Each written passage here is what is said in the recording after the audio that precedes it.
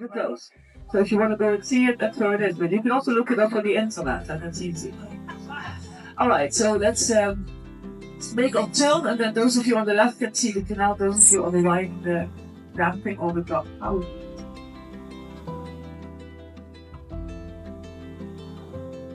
So these houses, you probably think, well, do people live in these houses? But I have to say yes, because one is a hotel. And these houses' foundations have caused the houses to heave. I'm going to tell you a bit more about it later. But the foundations have been fixed, and now the house will stay in this position, but it's okay, it won't fall down. And the only thing is that if you're staying in this hotel, you have to sleep with a seatbelt on. They make the floors level on the inside of houses in Amsterdam that day. So, it's no problem. You see also clearly that all the houses were built on their own, and only the gap in between, sometimes the gaps have been built with wood. But, and you can only read it from the wall here. If you stand in front of the house, the view is not as good as it is from here.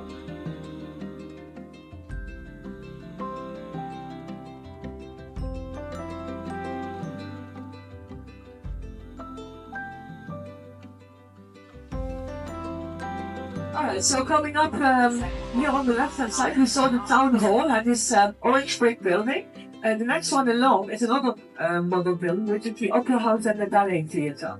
And those buildings are from the 1980s. They were built on an island, which is one of 6 islands that used to make up the Jewish quarter of Amsterdam. And so Amsterdam was a Catholic town, became Protestant during the Reformation, that tolerated all other religions. And therefore, we actually received a lot of religious refugees over the country. Lots of Protestant people came here who were prostituted in Catholic country. Also lots of Jewish people. And the first Jews arrived here at the end of the 16th century. They came from Portugal and Spain, and later also they came from Central Europe and Russia. And most of them were settled here on these 6 islands. And at the beginning of World War II, the population of Amsterdam was 700,000. And of those 700,000 people, 19,000 people were Jewish. And unfortunately were occupied by the Nazis in May 1940, and from 1942 onwards, the Nazis started to deport all the Jews from Amsterdam to terminate the camps in Central Europe. That to the extent that only about a small 25% of all the Jewish people survived the war. And after the war, large parts of the Jewish quarter were demolished. The reason for that was that the last 6 months of the war, they were very, very harsh for the people. There was a very cold winter, there was no doctors, there was no fuel for cooking and eating. And so the Amsterdam people, they took to this Jewish quarter where all the houses stood empty, which had once belonged to the Jewish people who did deported. They took out all the wood out of the house. So all the doors, the little framework out of the house, usually was built for pieces. That's how that's what they were. And if you remove the wooden framework out of the house collapses, and therefore that's what the Jewish quarter has to be This is actually in fact the river, so this is the area that you walk away south, and this is Amsterdam today. On the river Amstel, we also see wooden drawbridges, and we won't see them anymore after this, because all the other bridges in Amsterdam are fixed. But these wooden drawbridges are here to facilitate shipping traffic that are coming from the river going to the harbour, and the other way around. If you look to the left now, where we make a right turn, you see in the distance the most photographed and the most famous wooden drawbridge of Amsterdam. This bridge is called the Witty Bridge, which is quite a peculiar name for a bridge. And there are several stories as to why this is called the Skinny Bridge. One of the stories is that it replaced an earlier wooden bridge, which was so narrow that only 2 people could pass on this bridge at the same time. Another story is that 2 sisters lived on either side of the river, and their surname was Skinny. In Dutch, it's Mager. And so those 2 sisters, they asked the city authorities to build a bridge so that they could get to the tunnel hall into it. And the last story is that a stone bridge was planned, but they could only afford to build a wooden bridge. Okay, so we have just entered the 17th century canal circle of Amsterdam. And so Amsterdam became way too small. At the end of the 16th, beginning of the 17th century, because of all the immigration. Like I said, lots of religious refugees came here, also lots of labor immigrants who came here to work for the Dutch East and West India Company. And that made the population grow from 30,000 to 100,000 in only 50 years. And so the medieval town, way too small, they had to make the city larger. And they did so by digging 3 new canals from the western side of the harbour in half a circle around this old medieval town centre to the eastern side of the harbour. And these 3 new canals, they quadruple the city's area, and along those canals they built 7,500 new houses and warehouses. And we've just entered the innermost canal of those 3 new canals of the 17th century. It took about 100 years to complete the entire canal circle, as we call it today, or canal belt. So the 3 canals combined are about 8 miles long, 12 kilometers. And to dig them, which was all done by hand with a shovel, and to build all the houses alongside, that took about 100 years. And this canal over there, this was the canal that was favored by the very rich people. And this is where the richest of the richest of Amsterdam had built their houses. And their houses were larger than the second house of Amsterdam, and looking down the staff was rich. Not more, otherwise I don't think I would have never lived that more. You see the girls hitting the dragon. Two of them are standing on the head of an elephant. It's a little bit odd, but still. Very nice decoration. And so planning laws were very strict. All the houses had to be built from brick or stone to standard widths. And the standard width of a house is a house that's 3 windows wide. But the rich people, they were not happy with the standard house. And so they bought up 2 building blocks, and they built 1 house over those 2 building blocks, resulting in what we call double canal homes. Look, there's 1 here on the left. And so it has a door in the middle and then 2 windows either side. That's the houses of the very rich people. We're going to see more examples, some digital examples along this stretch of this canal. But next, coming up on the left-hand side after this bridge, it's a side canal, which actually links the 3 main canals. We'll look at the 17th century. And of these 3 main canals, we have about 80 bridges altogether. And here in this side canal, if provided there's no boat in this canal, you can see 7 bridges in a row. So, you'll slow down a bit and look to the map, then when there's no boat, you can see 7 bridges in a row. And usually this time of the day, it's clear. Yes, it is. Let's see. There is? What the area? You can button do that. You can only see this from here. If you stand on the bridge, you can't see it here. Yes, this is different.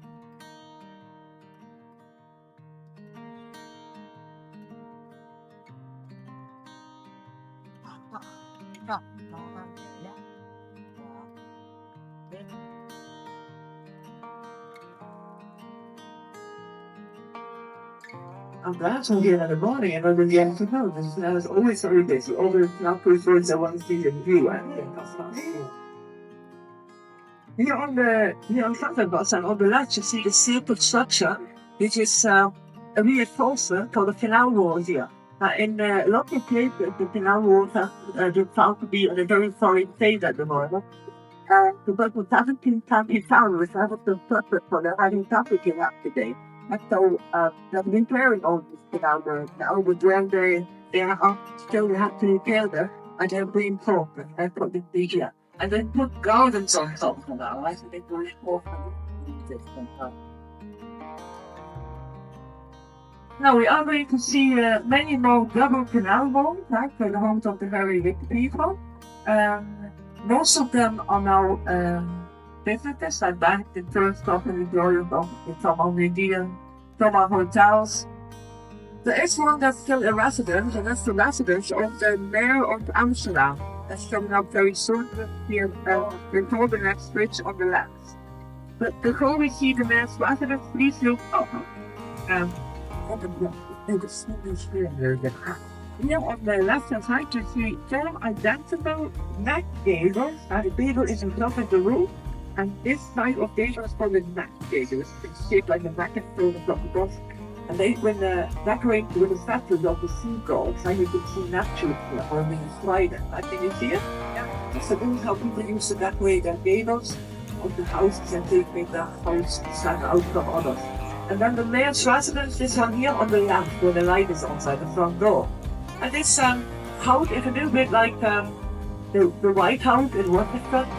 Because if you become the mayor of Amsterdam, you get to live in this house, and the house comes with the position. You're no longer the mayor, you have to move out.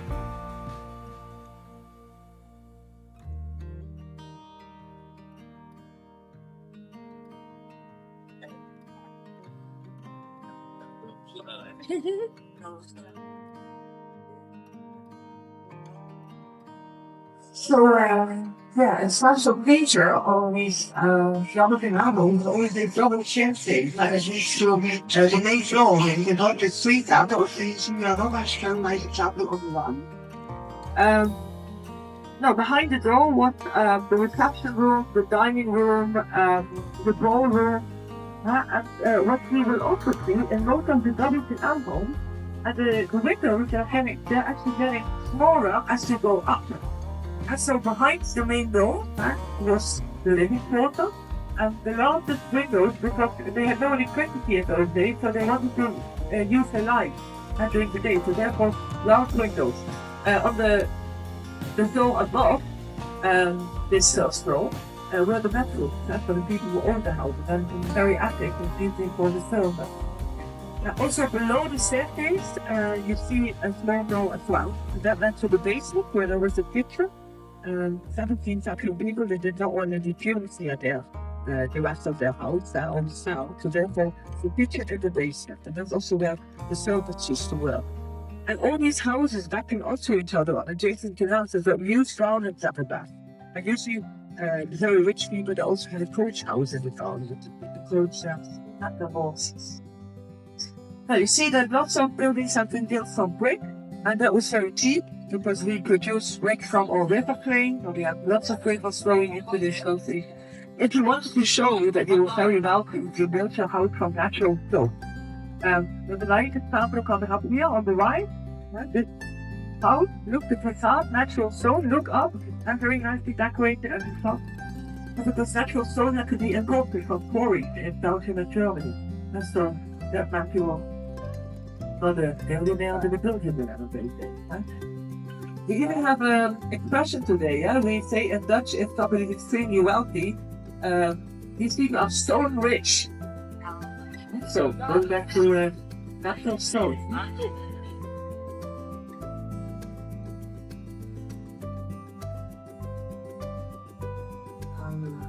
Very rich.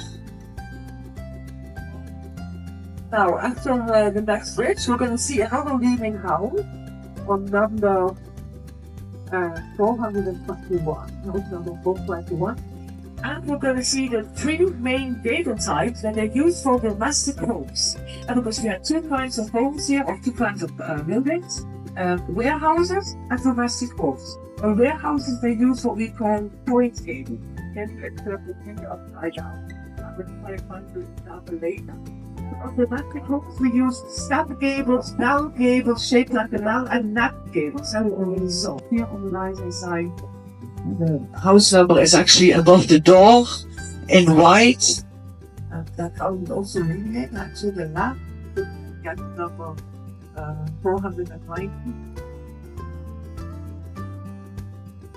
See here, where I am, by the street, is after the 421, here gets 490. And then you look up, you see a bell gable on number 470. Next door, this orange brick building, this is tap gable. And then you see a house with two identical nap gables. So there's actually two houses, number 409 and 411. I mean,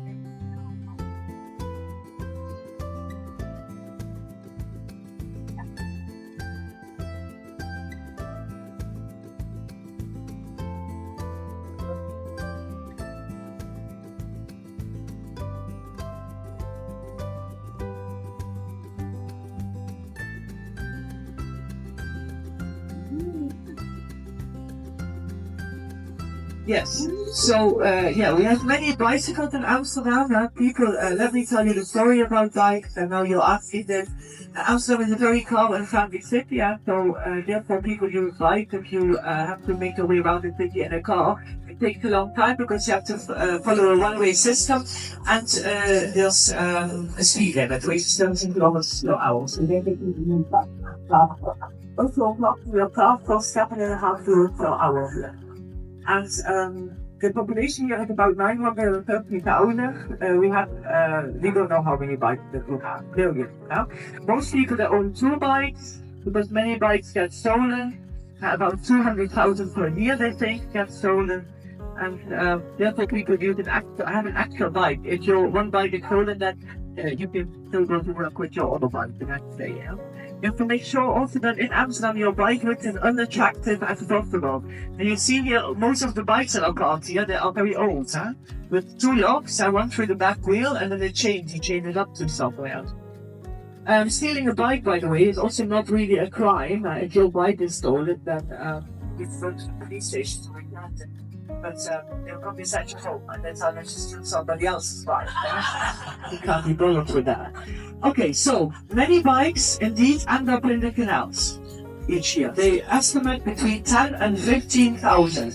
This is a number that was given by the water authorities. And we have 3 black girls that keep the canal bottom clear from debris.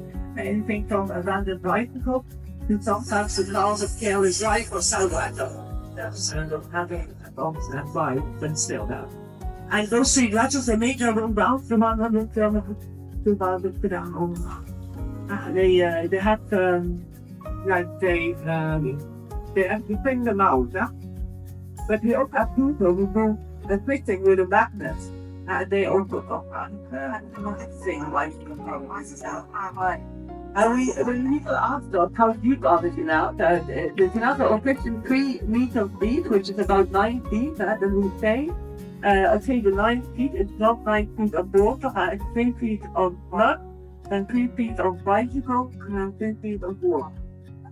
And there's not that we do with what we call the bicycle break, and we see them fishing these bikes out. And you see not only bikes, there's lots of bikes coming out of the water, and you can see sort of green fish out of the water, bridges in the water, and underneath the bottom of the water. Okay, so we made a turn, and we're going to sail down the middle canal. We just came from the innermost canal. And this is the middle canal of the tree that base of the 17th and canal route. And so the canal we wanted to add, that was the residential canal. This was also a residential canal, and then the outermost canal was a working canal. That's where you will find all the warehouses, all the shops in those days, because it was very close to the working classes. Which is actually on the outside of the but it is also a residential canal. As for the warehouse, look here, this white one on the right hand side, and this house was a warehouse at one time. You see the toy stable, I set it as a V upside down in front of the road. And usually warehouses also had shutters in front of their build, because the glass was too expensive for warehouses, and they only used it on domestic goods. So therefore shutters to keep whatever was stored inside cool and dry. Today the shutters have been taken off, because if they're still off the building, sometimes you can see them, they're only there for decoration. Because all these houses now, they are apartments. And so usually one apartment on one floor. The floor space here in Amsterdam is very small. Average apartment here, one floor is about 50 square meters, 500 square feet. And so, not a lot of space, but it costs a lot of money. Property prices here are about 10,000 euros per square meter, that's 10 square feet. And so one floor, one apartment costs about $500,000, roughly.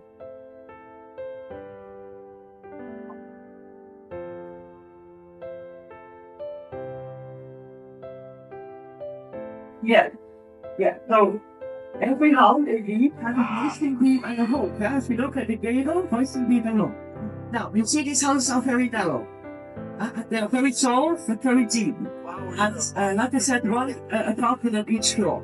And inside these houses, there's a staircase, which is similar to the staircase here at the boat. very narrow, very deep, so you cannot get anything up to the upper floors over the stairs. But you have to learn out. There's no elevators in any of these windows because there's no space for an elevator. So what do? If you go out, you have to hoist up your furniture. That's why you use the hoisting beam at the boat. And you put on a pulley wheel and a rope that you can hoist up your furniture. And these days you see that people they sort of random elevator from the roof of stuff, which is like essentially a big ladder that goes up to the top door with a platform that you can put your stuff on and put it up. That's easier. But sometimes people still use the hoisting beam and the boat to look like okay, so to fly half per million, if you want to land, it's anywhere between 1,500 and 2,500. If you're lucky, 1,500 for an apartment. If your landlord is very cleaning, 2,500. And so when you look at wages here, an average wage would be, say, 3 to 3,500 euros per month before tax. Sorry, after tax. And so not a lot of people can afford this project, and not even the ground. So the also subsidized housing, about 1/3 of all the apartments are owned by the government and also subsidized housing. And then the rent is a maximum of 900 euros. Now it sounds very good. If you compare with a mortgage, you have to take out all the rent that you pay privately. But the thing is that maybe it costs subsidized housing.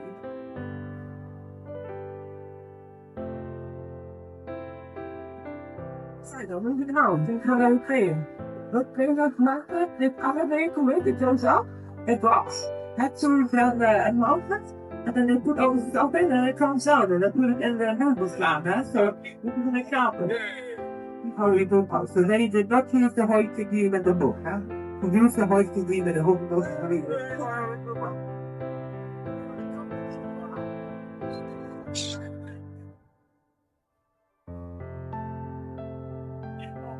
Oh, read that on the right-hand side yesterday, there were also moving parts. Maybe that's... Oh, they were using the road, yeah.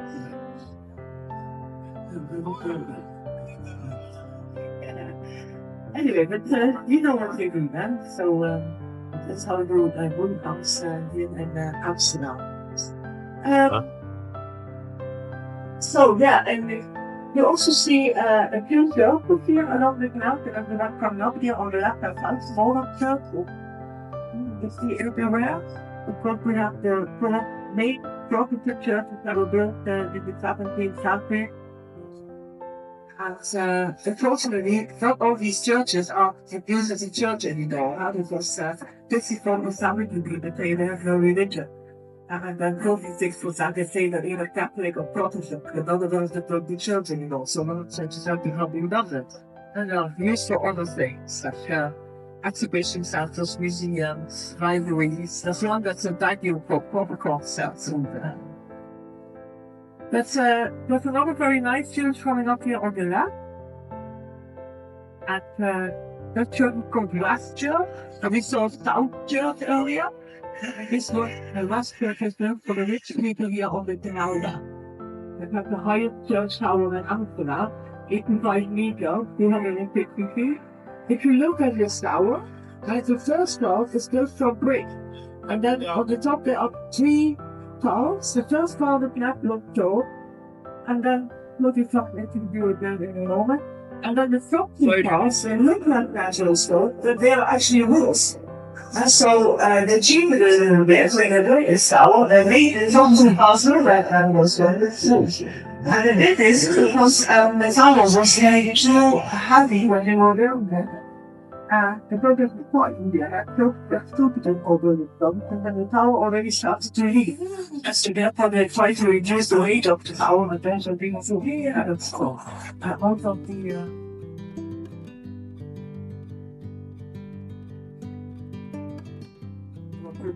defense towers or city gates. Now, I told you earlier I was going to tell you a bit about why houses lean over here and also why they would choose the weight of this tower of the West Church. Yeah, we're here in a swamp. So you have to think of Amsterdam really as a huge pudding, which is about 10 to 15 meters thick. After we say about the perfect boxing 5 feet state and pudding. And underneath your pudding it is soft layer with a very stable. And yeah, we will actually go to cow. Is a straw. We did as I illustrated. The soil here is a mixture of very spotty peat and clay soil, and the first houses here were built from wood. There was wood with a very light building material. And the wooden houses that would be placed sandy on top of the soil, they would sink into the soil, but they would be occasionally raised as they sat. Now, if you build a lot of wooden buildings, then not so good. Fire, huh? We had many fires, reducing the place to ashes and the number of places. But in China, we would declare that this wooden building material from about 1550. And from that on, no more wood was to be used, all the houses have been built from brick.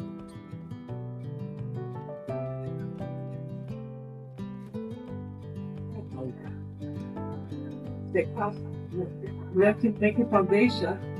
And how do you do that? It is rock. And you have to they use pilots. Huh? So what they did over here, they actually used tree trunks and wooden poles. They drove to the sun layer below Amsterdam, and they built the houses on the wooden poles on tree trunks. And so we used to do that up until the beginning of the 20th century, until the World War II. And so all the houses here, they all stand on these poles. And one house stands on between 60 and 80 wooden poles. That's a standard house. 16 inches long. As the poles were submerged in groundwater, and air couldn't get to them, they wouldn't drop. And we can in Amsterdam, the water table, they only buried it a little bit, so problems were unavoidable, and therefore we see houses that leak. And so, it's a problem that can be fixed. It's very expensive to fix. If you need to fix it, it costs about €10,000 per pole over your house. That's a lot of money. Today we also don't use wood anymore. We use concrete and steel. And concrete and steel has two advantages. It cannot rot, and also it can be with a zebra to the second century. Yeah? And we use a zebra, and now we can also build taller buildings like we saw in the harbor and concrete housing. So as a result, we think that there are about 85 million wooden buildings under Amsterdam. And not only the houses were built on wooden foundations, but also the canal walls and also all the bridges. And where did all the wood come from, you think? Oh, actually the majority of the wood. Some of it came from Scandinavia, but most of the wood that used to come from the Black Forest. So we say today, jokingly, if you turn Amsterdam upside down, you have the Black Forest over here. And all the wooden foundations. If you go to the Black Forest today, then the people in the Black Forest, they still call the tallest trees in the Black Forest Hollanders, because there was Central Holland at one time. And so therefore our house is new, so that's the story behind it. Look here on the left-hand side, these are 3 old warehouses. That's the one thing which is wrong. They have step cables, which is very unusual from a warehouse. And of course, the warehouses, they usually have void cables that you see in.